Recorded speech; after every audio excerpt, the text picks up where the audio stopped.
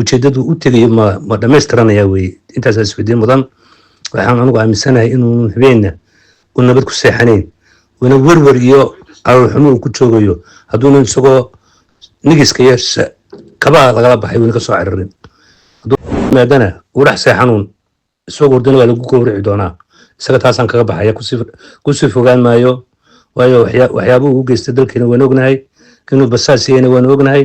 marka anagoo ku fogaan mayne laakiin mikrofoonka waan ku dhawaayay haddaan ka hadlo walaal sulaweynta madaxweyneheena muse biixi cabdi xildiid aad iyo aad baan maaragtay ugu faraxsanahay soo dhaweyntiisa waxaan fari lahaa anuu ah boqorkii subeerawal dhammaan reer subeerawal oo dhan inay madaxweyneheena xaqlaha mulkiilaha somalilan jumhuriyadda dimuqraadiga somalilan mujaahidkii noolaa ee dhiiggiisa iyo dheecaankiisa iyo xooggiisa iyo maalkiisiba u horay intaa uu dalka joogayna boqorka guud ee beelaha subeerawal boqol khadar aadan oo ku sugan dalka Jarmalka ayaa khadka telefoonka si toos ah ugu jira waxa uu shacabka reer Somaliland magaalada Hargeysa ku nool ugu baaqay soo dhaweynta madaxweynihii hore ee Jamhuuriyadda Somaliland mudane Muuse Biixi Cabdi in si weyn loo soo dhaweeyo sidoo kalena boqorku waxa uu ka hadlay barasaabka cusub ee gobolka Saaxil ee maanta xilka la wareegay iyo arrimihii ku xeernaa waxa kale oo isna uu ka hadlay madaxweynaha Cabdiraxmaan Maxamed Cabdilaahi Cirro iyo xukuumaddiisa ugu horeyn boqor soo dhawow maxaa doonaysaa maanta inaad ka hadasho أعوذ بالله من الشيطان الرجيم بسم الله الرحمن الرحيم waan dhawahay walaal mikrofoonka waan ku dhawaayay haddaan ka hadlo walaal sulaweynta madaxweyneheena muse biixi cabdi xildiid aad iyo aad baan maaragtay ugu faraxsanahay soo dhaweyntiisa waxaan fari lahaa anuu ah boqorkii subeerawal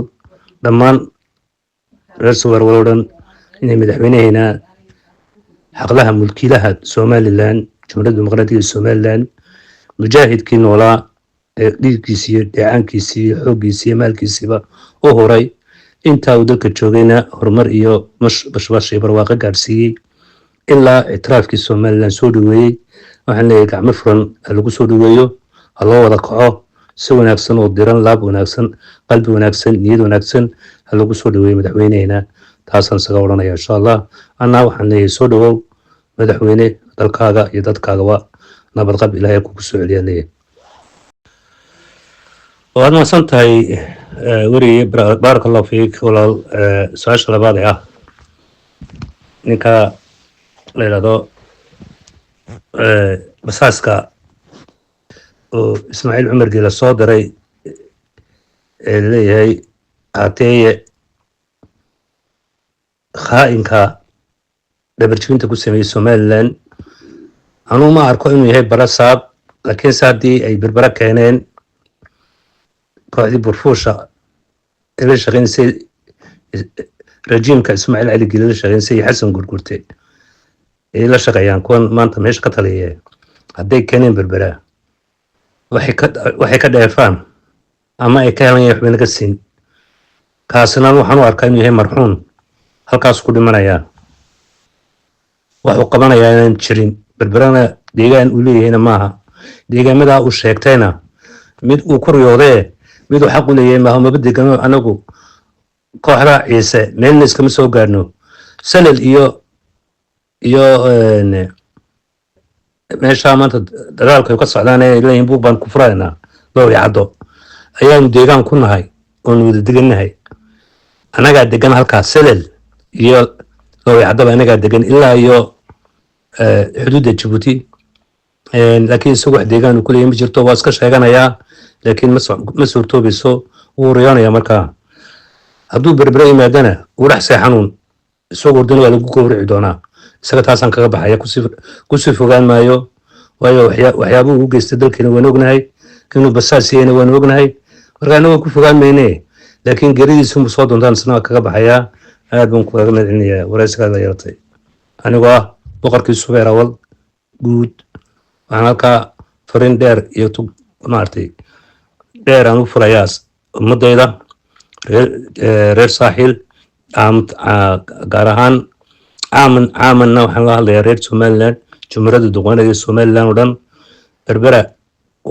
waa hooyadii jumhuriyadda dimuqraadiga somaliland waataanu ka dheefnay weeye marka waxaan leeyahay si silmiya ummadda reer jamhuuriyadda dimuqraadiga somalilan ay inay indha gaara ku yeeshaan firo gaara u yeeshaan ninkaa basaaska ah ee dhabarjibinta ku sameeyey ciidankeena horumarka somalilan kasoo horjeeda firo gaara loo yeeshan lahaa reer saaxilna intaa inka badan baan farayaa nimankaa sacbada u tumeeyay soo dhaweynayana waxaan leeyahay war isku xishooda oo ka xishooda oo ka xishooda dadkiina iyo dalkiina iyo deegaankiina oo xishooda aad baan kaaga madcelinaya assalaamu calaykum waraxmatullahi wabarakatu بسم الله الرحمن الرحيم والله سؤال لبعضنا ninka maadaama tiri waxa la keenayaa berbera ayaa maanta lagu wareejinayaa oo laga dhigaa barasaab horta waa arrin ayaan dara weeye aad baan uga xunnahay mana jeclin runtii inuu basaaska horeba anuga soo sheekeeyey ismaaciil cumar geela u shaqeeya horena u ahaan jiray wasiir difaaca dalka jamhuuriyadda dimuqraadiga somaliland dhabarjibintana ku sameeyey basaasay ciidankeenii dabeedna diiday MEU-diina in la saxeexo oo ay ka gasho in maanta berbera looga dhigo barasaab waa ayaan daro weeye waxaan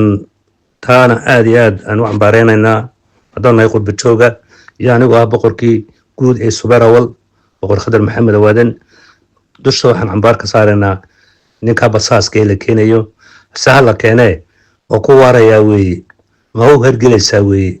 ujeedadu u tegayo ma dhammaystiranayaa weeye intaasaa isweydiin mudan waxaan anigu aaminsanahay inuu habeenna u nabad ku seexanayn una werwer iyo caloolxumo uu ku joogayo hadduuna isagoo nigiska iyo kabaha lagala baxay wayna ka soo cararin hadduu nololba ka soo baxo ayuu barurisidaa laakiin waxaan farayaa ummadda reer saaxil inay ninkaa jiif iyo joogba u diidaan habeenaya maalin baa werwaree saasaan sanadkiisa kaga baxaya reerkii u sacbatumay ee casuumay ee soo dhaweeyna waxaan leeyahay niman yow damiirkiinu ma saasuu noqday dareenkiinii dalkiinii deegaankiinii markii basaas